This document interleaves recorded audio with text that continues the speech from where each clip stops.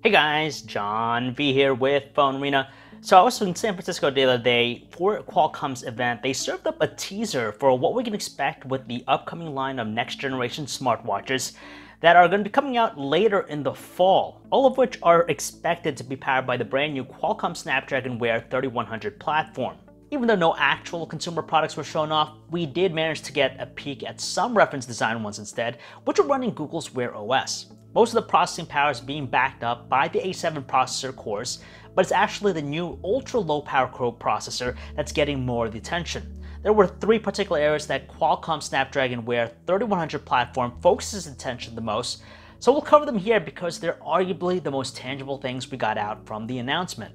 Some people just don't frequently use their smartwatches for all the things they're capable of doing, so if you share the same sentiments, then you'll appreciate the traditional watch mode that the platform offers. If you're just apt to using your smartwatch to tell the time, this mode will not only focus solely on that, but the added benefit here is the increase in battery longevity. From what we're told, it shuts down the Wear OS processes and goes into this new traditional watch mode, where it just displays the time and nothing else. Seeing that it's not taxing the system, we're told that battery life in this mode can reach upwards of around 30 days. Focusing on specific tasks, the Snapdragon Wear 3100 platform is better able at directing resources to proper processes, such as working out.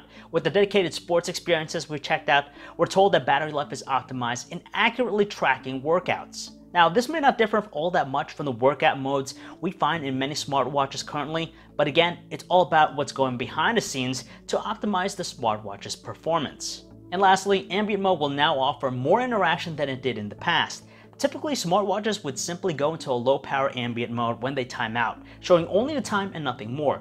However, with the new Snapdragon Wear 3100 platform calling the shots, this new enhanced ambient mode is more dynamic with its animations, shortcuts to many things, and surprisingly enough, its appearance mimics the usual interactive mode. In fact, we were surprised by this new enhanced ambient mode because the watch face appeared and functioned just like it does in interactive mode. Now, these may not seem all that groundbreaking, but we can't neglect to remember that these new tools are for partner manufacturers to tweak and expand upon. They're the foundation for what Google's Wear OS will offer, so we're really eager to see what other new tricks they'll be coming up with this fall.